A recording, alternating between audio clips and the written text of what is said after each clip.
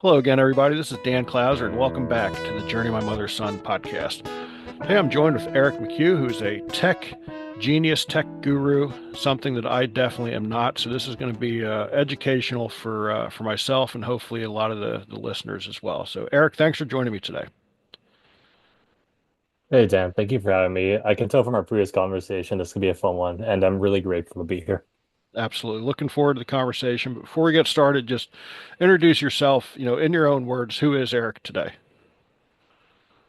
Sure, it's nice to meet everyone. My name is Eric. I'm 31 years old, blessed to be living in beautiful Southern California.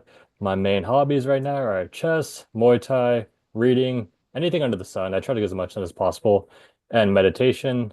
Last year, I got back from a 10-day Vipassana meditation retreat in Joshua Tree, California. It was one of the most beautiful and transformative experiences I've ever done. So if that would interest you at all, highly recommend you check it out. And it's just something I like to plug into every podcast I go on. So that's my little intro. Yeah, I love that. And before we started recording, we were talking about Joshua Tree and how beautiful it is. I Yeah. mean, literally, you know, every hill you go over in that park, there's a brand new landscape and a whole new, ecosystem than what you were Yeah. just in. So, seems how you brought it up. Let's talk a little bit about, what was that retreat all about that you did, and you know, being in that area, Joshua Tree. Like I said, anybody that's out there listening that has never been there, put that on your bucket list Oh, because it is absolutely one of the most incredible national parks that we've been into. A friend of ours actually told us a little bit about it, and his description did not disappoint. For sure, it was absolutely amazing. So talk a little bit about, what you were doing there, what that was all about.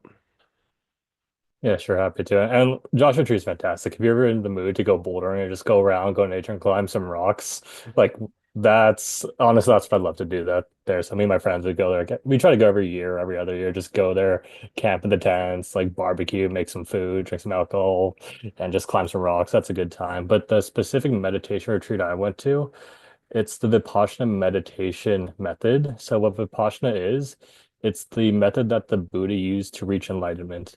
So for the 10-day retreat, it's 10 days in full noble silence. So what noble silence means is obviously there's no cell phones, no nothing, no writing, no anything like that. You're not supposed to talk with anyone. You're not supposed to look with anyone. So you can really get into deep meditation.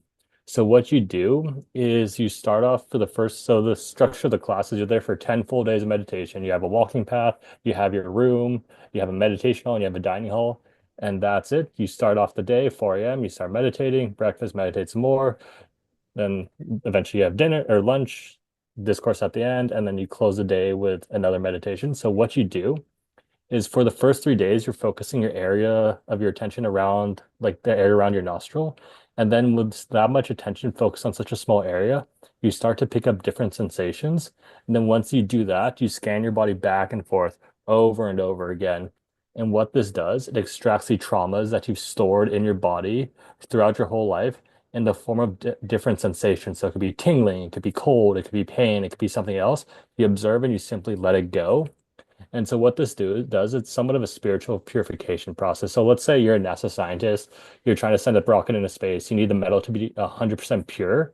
What you would do is run that metal through magnets and extract the impurities from the metal, leaving you with a pure piece of metal. And that's what you're just doing at a spiritual level. And then at the very end, you close the meditation by storing all your energy in your crown chakra. And then you wish everyone in the world peace, love, and happiness. Because like, oh, I want everyone to be peace, living, and happiness. And then that's how you close the meditation. The cool thing about the retreat center, it's not exactly Joshua Tree. It's 99 Palms, but it's essentially the same thing. Like so there's Right. still Joshua trees and all that stuff. But the actual center, it's located on a sacred area for the Indians. So where they weren't allowed to do fighting. So it's a peaceful area. So I thought it was another place. I could have sworn I saw ghosts. Like after the full day of meditation, honestly, some of the hardest work I've ever done is just because you're just meditating all day. It's like you're not used to that. It's actually very challenging. I remember I would just lie, I'd go to the walking path, I'd lie down on the benches, like in full DER mode, and I'd see shooting stars and just tons of stars. I'm like, this is a beautiful experience. And the cool thing about the retreat is it's completely free. So you just go to the website, you sign up, there's centers all over the world. So food is taken care of. board's taken care of. You have a nice little dorm room. You have a shower. You have a bed. Nothing to complain about. Like it's actually pretty nice. All you do is show up with your clothes, your food. The food is provided by volunteers. The people who are serving you and running the course are past meditators. So it's all donation based. And so since I did a course, I donated to the center because it had a great value to my life. Fantastic. If you wanted to donate to the center, you'd have to complete the course first. If adds value, you can donate to the center. Great.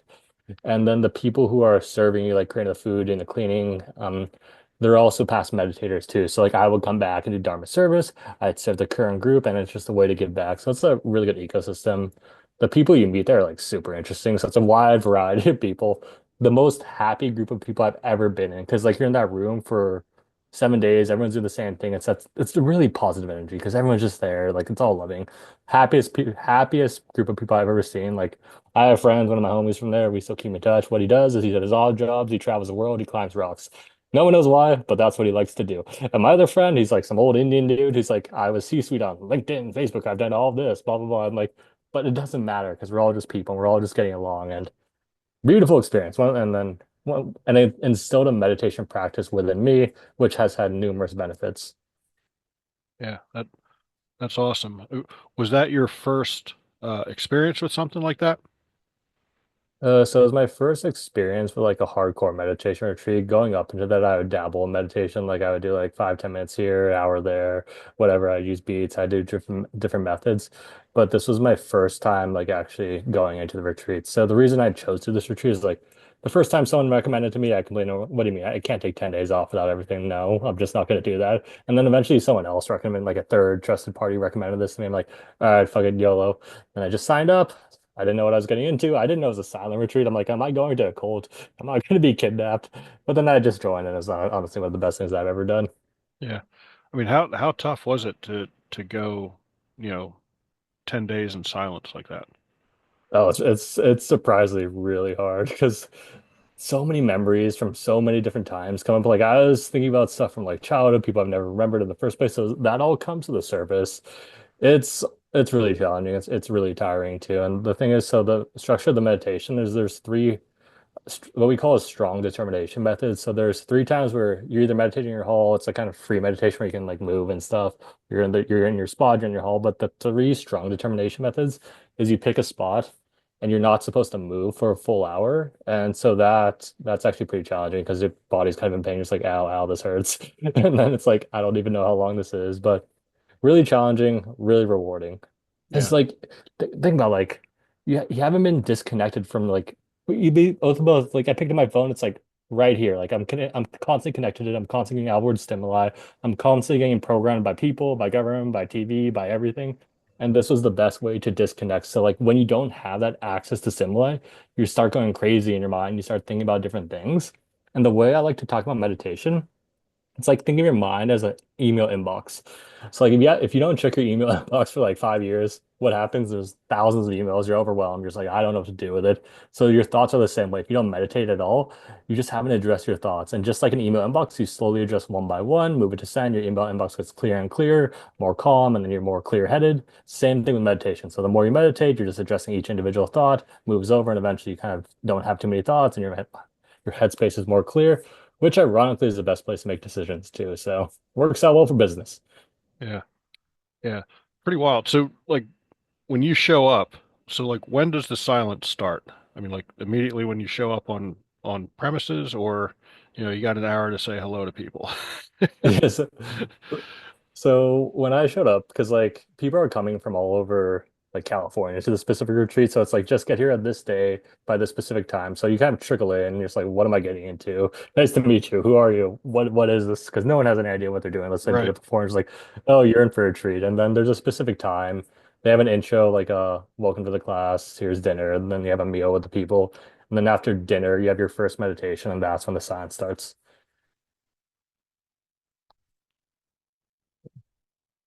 No, that I mean that's wild. I don't know. I mean, we're so like you said, you're so used to being connected, um, that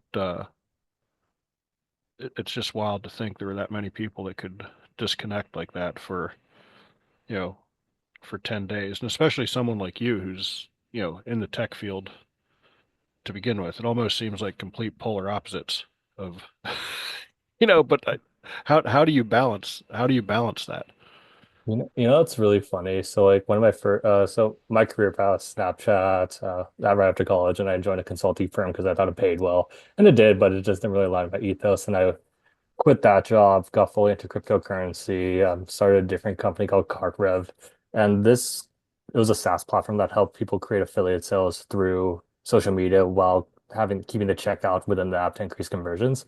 And so that got VC funded in a incubator. So what an incubator is essentially startup school. So it's like our founding team is next to another starting founding team, which is next to another starting founding team.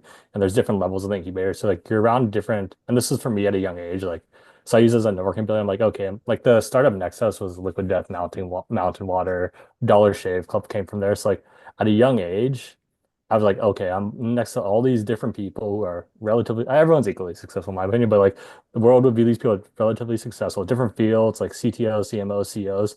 I would go around, network my way, get lunch, learn from them as much as I could.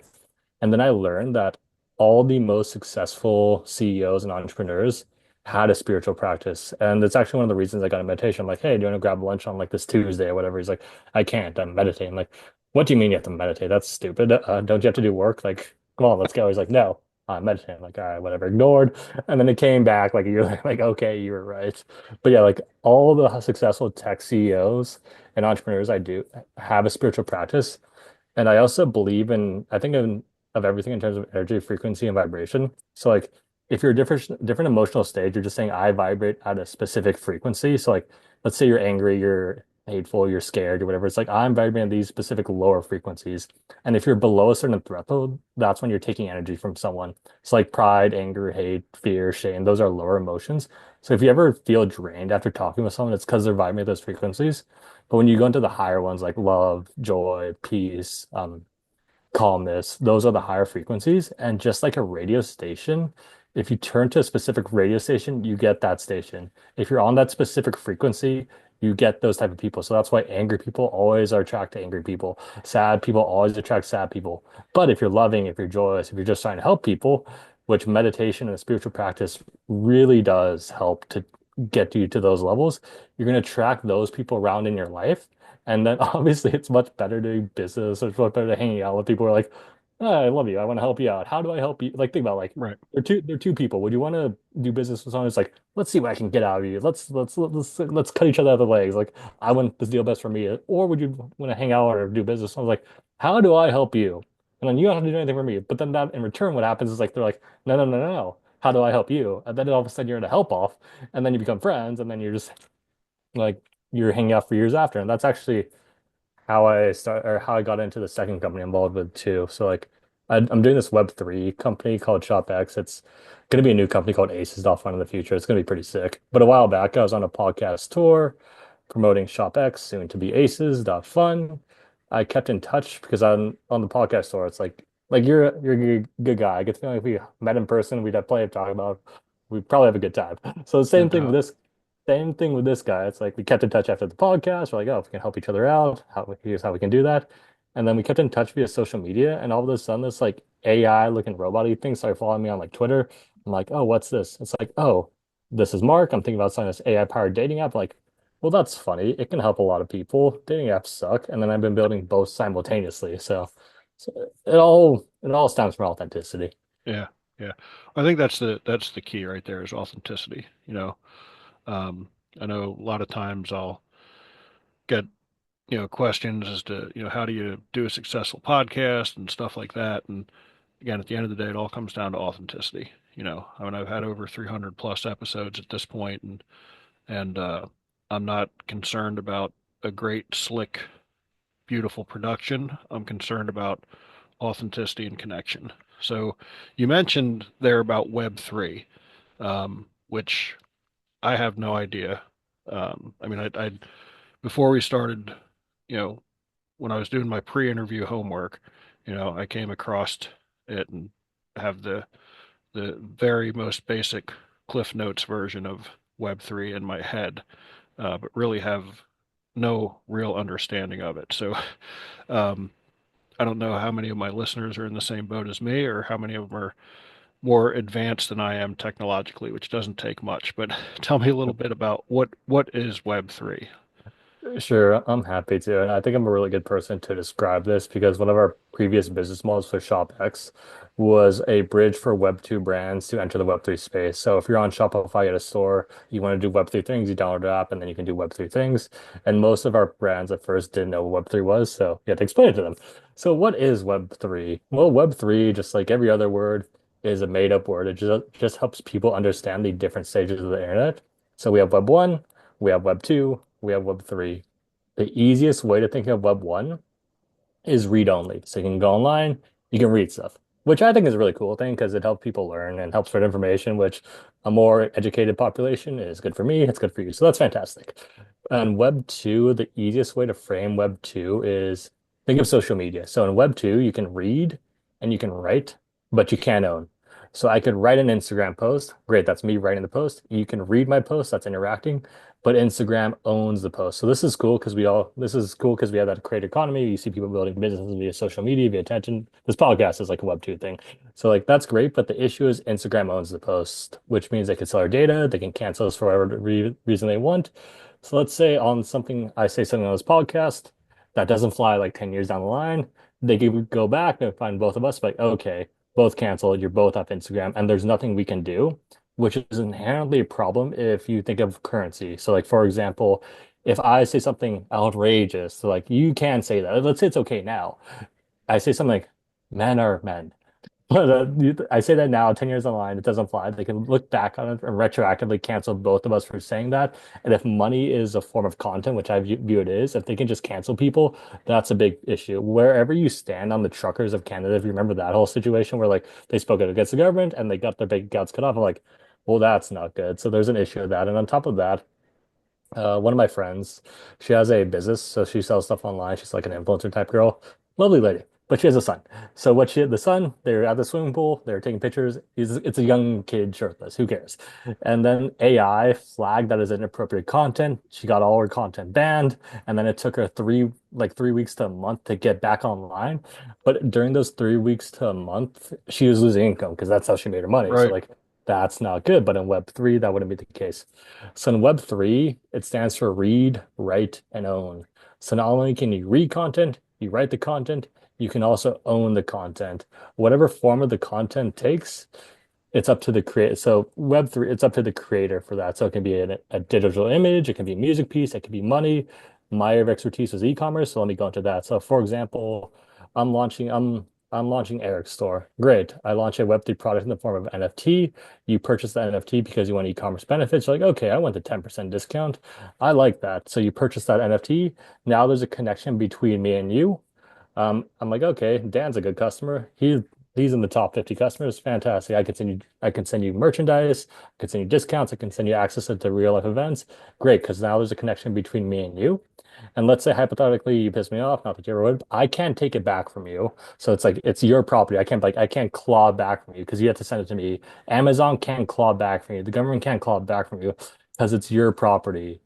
And if you like, let's say you get tired of Eric Brand, like let's say Eric Brand sells hats, you're like, oh, I'm 50, I don't need to sell hats. My son loves hats. You can either then sell it, you can gift it to your son, so it's like a lifelong pass because you own that, or you can sell it in an open market. So like think of how Ticketmaster, like imagine like me and my friends, we like to go to sports games and we're like, oh, let's go to a cheap Clippers game. Oh, the tickets are $40 for like near the floor. Sign me up, and then you purchase the tickets, and then all of a sudden it's like $120 for the Ticketmaster. Right, because there's And fees on yeah, top of it. yeah, Yeah. that all goes away. And let's say hypothetically we purchase those Clipper tickets in the form of an NFT. Something amazing happens. Like Kobe's my favorite player. It's the day that Kobe passed like MJ in points. That ticket acts as proof of attendance because I own that ticket. I can prove that I was there and they can airdrop me benefits like, oh, you were there when Kobe passed that. Here, you can claim this product that only your NFT has access to. And this does really cool things with songs too. Like I forget the song you mentioned that it was based off of this, but like let's say I like Thunderstruck by AC/DC. Like, oh, and let's not even get started how the record labels clearly just rip off all the music artists. But Yeah. that's a whole thing. But like, let's say I love AC/DC. They're just getting started. It's their first show. We both attend. their tickets are in the form of NFT, or they gift an NFT to their first 50 customers. 10 years down the line, they're AC/DC, they're getting huge. Now, because of their success, our NFTs or Web3 technologies are worth way more, which is fantastic. And they'd be like, okay, you guys are homies. Here's airdrop Coachella tickets. Or like you can buy a piece of the song too. Like I could buy like the first 10 seconds of Thunderstruck, which obviously would be a lot of money right now. But then whenever that song gets played on the internet, since AC/DC gets royalties from that, with the micropayments and the inherent nature of cryptocurrency, we could get paid as well. So there's plenty of ways to Interesting. use Web3 technologies. So it's almost like I mean, somewhat similar to the stock market where if you get in early and buying in on some of those concepts, I mean, just using you know, your music sample, um, you could actually generate income through that. That's pretty wild for sure. What it Uh, does at its core is it creates a connection between a creator and consumer, and whatever that form it takes. Like you can do something in your podcast, you can do something in music, you can do something with athletes. I think it unlocks a creator economy. yeah, that's pretty wild. And this technology is out today. It's out Or- today. So Web3 technology is out today, but it's not usable for everyone. Like, for example, I would never send my mom to current Web3 technology. The reason is the user interface. So one of the powerful things about Web3 is the ownership aspect. Like I said, like I can't take away your Eric pass because you own it. But on the flip side, if you do lose the pass or do something like get it stolen, I can't give it back to you. So like I wouldn't send my mom to Web3 technology for that because the usability is not quite there yet. So like interacting with a Web3 piece of technology, it's still overly complicated. You can lose your money. It's like I don't want to send my grandma. Like I would rather have my grandma keep her money at Chase versus holding it in cryptocurrency because she could just lose it. But that's changing. And the reason it's changing is more and more people are also like prior to like very recently, there's no real reason to use Web3 technologies. Like, why would anyone care about Web3 if they don't have to use it? They don't. So like what's happening is more people are entering the space, thus increases the incentive for brands to increase the usability of their product. Like for example, Nike can't send their customers to a janky because we both know how fickle customers are. If something doesn't go wrong, they're just like, bye. Nike can't send their customers to a janky Web3 experience. But once Nike has enough customers demanding that, they increase the demand and they actually can build something out. Once Nike does it, Adidas has to do that, Reebok has to do that, Lululemon has to do that. And the cool thing about Web3 is it's really scalable because it takes advantage of composability. So composability is essentially just you build off each other. So copy and paste. So like once Nike figures out something, I can copy and paste it. I can just build it Right. myself, and then Reebok can optimize that so it scales out pretty quickly. Yeah. Yeah. That's pretty wild. Pretty wild. So, going to shift gears here a little bit. Again, we were talking before we started recording just about traveling and kind of our nomad lifestyle and that sort of stuff. And you do quite a bit of traveling. Tell me about how, um, you know, what you see as the benefits of traveling and getting out and experiencing different cultures and meeting new people and how that helps you throughout your life. So for when I first started traveling, I thought the benefit of traveling was like you're seeing a new thing, which is pretty interesting. It's like a new thing, which most people get bored of their day to day. But then I learned the ability that I can just everything is new. Like I do the same hiking path as much as I can. I don't notice every single leaf because everything is new. So the path is a new thing for me every time. The biggest benefit of traveling, I would say, is absorbing the different energies of the different cultures. Like I just got back from Mexico like last week. It was beautiful. I got back from Costa Rica last month. It's a different area. I got back from Canada like last July. Like I don't know, it's just fun to sample different cultures. So because the way I look at so I believe in a God or a creator or whatever you want to call it. And it's like, why did God or the creator create us humans? And I think they created us to enjoy his other creation. So if I have the urge to travel and see different cultures and enjoy different people, that's what I'll do. And it does help for it's like a refresher too. It's like you come back from a different country. Like I always like I came back from Mexico firing all cylinders because I was full of energies. I just spent a week and a half in Mexico in the sun eating tacos. Oh, the biggest don't get me started on the food. Like traveling and the food in different places is awesome too. And Yeah. like and it really just no, here's the biggest benefit for traveling for me. So like, I mentioned that I think of everything in terms of energy, frequency, and vibration. Hmm. There's a level of energy, frequency, and vibration where you're most controlled. So that's between fear, anger, hate. those are between 100 and 200. So that's when someone is easily controlled. So if I want to control you, if I can instill fear or instill hate into you, it makes it easier for me to control people. So let's say I'm a power to be at the top. It's like, how do I keep the general population controlled? Like, how do I control them? Why I have to keep them in the stages of anger, fear, hate, and those negative emotions. And that's done through news. That's done through social media. It's all done by design. So if you ever wonder why You the can news is see it. You negative can or see it right now. yeah, No yeah, doubt you can about see it. it right there. But like for example, like I go to Mexico, it's like, oh, they want me scared of Mexico. Like, oh, well, I'll get kidnapped. And then I go there, the people are the friendliest people in the world. They're just so helpful. They're so kind. They're just like, oh, come in. Chipito, taco. I'm like, yes. I'm like, oh, you guys are amazing. Whereas if I lived in my information bubble, like, oh no, the cartels. But like it just helps you experience more things, and more experience is more beneficial for you.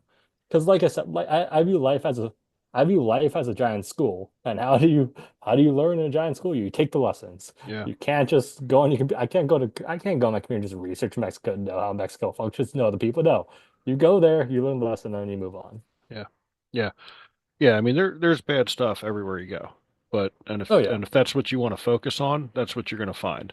But there's also a whole lot of good stuff and good people out there as well. And if that's what you're focusing on, that's what you're going to find. You really do find what you're looking for. There's no doubt about that in my mind.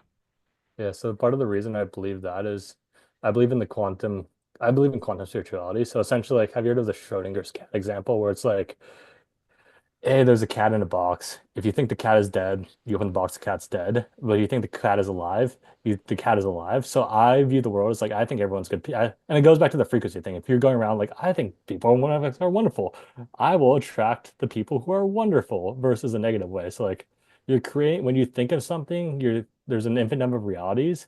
You're actually creating the reality where that happens. So if you're like, I think people are wonderful, you yourself are creating the reality where people are wonderful. And then you just encounter the people who are wonderful. And it works vice versa too. So like yeah, like you said, you really do get what you find. And this is why meditation has been so helpful for me because it helped generate that positive mindset. Like I think the vast majority of people are just good people trying their best, Yep. which is not portrayed on social media. And then if I think that way, I encounter good people who are trying their best. And I'm like, you guys are all awesome. And they're Yeah. like, oh, because you think you're awesome. I'm like, I'm awesome. And then that's a win-win. Yeah. No doubt about that. Absolutely no doubt about that. So, Eric, is there anything that we missed? We kind of jumped around a little bit, but anything we missed that you think would be really important to the listeners before we start to wrap things up? Yeah, so I like to follow two rules. You're a conscious creator, whether you know it or not. So when you're creating, just don't harm anyone and don't take anything away from anyone, and you should be good to go. Because karma is 100% a real thing. So if you make money or do things in bad ways, it's going to come back to bite you in the ass, and you don't want that smoke. Yeah. Yeah. I love that. I love that. So, Eric, if anybody out there wants to connect with you, reach out, find out about more, more about what you're doing, how would they track you down on the internet? Yeah, so the best place for me personally is Instagram, Eric D. McHugh, ERIC DMCHUGH. If you want to check out my AI-powered dating app, it should be live in stores, so DATAING.io. And if you're interested in Web3 e-commerce, it'd be aces, ACES.FUN. Excellent. Excellent. So, Eric, that brings us to our final question. As you know, the subtitle of the podcast is Many Little People in Many Little Places, which comes from the opening lyrics of the Michael Franti song Gloria, which go, When many little people in many little places do many little things and the whole world changes. So, it's one of the little things that Eric does on a daily basis to make the world a little bit better place. Yeah, so I try to spread as much positivity as possible on the basis of meditation, and this is what this podcast is. So, like, for example, if one person leaves the show slightly better off than they were before entering the show, what do? They go out to the world, and then the people they interact with, since they're higher vibe, they raise the people around them, and they go off and raise the people around them. So, just spreading positivity because it creates that positive upward spiral for all of us. Absolutely. Positive ripple effects are a great way to go about your day. So I love that answer. Eric, I really appreciate you taking the time. This is a great conversation. For those out there listening, be sure to check out my other podcasts and blogs at journeymymotherson.com. While there, check out our Pay It Forward program where you can purchase a copy of one of my books, and Sandy and I will donate it along our travels. Eric, again, great conversation. Really appreciate you taking the time.